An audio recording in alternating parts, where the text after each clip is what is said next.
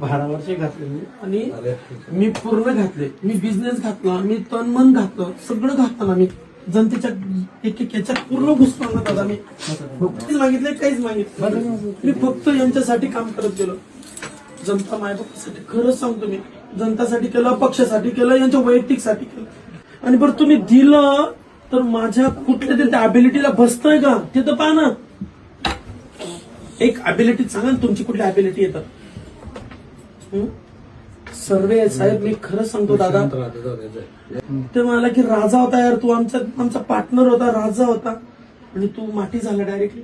म्हणजे यांना माटी कर बरं, हलाल करा. मला काय म्हणायचंय, तुम्ही सापण मारला असं काय वाटणार, तुम्ही गायला मारलं. मी यांची गाय होतो दादा, खरंच सांगतो, दूध देती गाय होतो मी. हे सांगायचे प्रशांत 10 गाड्या आण. मी यांना सांगायचो साहेब मला 15 पाठवा. याचा 1 रुपयाचा हळींदानी करून दादा विचार करा ना तुम्ही. 25 गाड्या, 30 गाड्या, गंगापूरला गाड्या, इथं गाड्या. ते अमित शहा आले होते, हा पेट्रोलिंग मंत्री आले होते, यांच्याकडे लोक जमत नव्हतं दादा. मी 30 गाड्या, 40 गाड्या, एकाला उठू द्यायचो नाही मी. त्याला ज्या पद्धतीनं मदत लागली त्या लोकांना मदत करायचो आणि मी त्यांना थांबवायचो. लुक केलं. अहो करोना काळात दादा मी तुम्हाला सांगतो, यांनी एवढी शेतात दखल घेतली ना दादा. मी 10,000 मास्क वाटले, पेपर मीडियाने घेतली, पण यांनी नाही घेतली. त्यांना लाज नाही वाटलं का बघ माझी जात आली काय यांना. ही 7 महत्वाची दादा.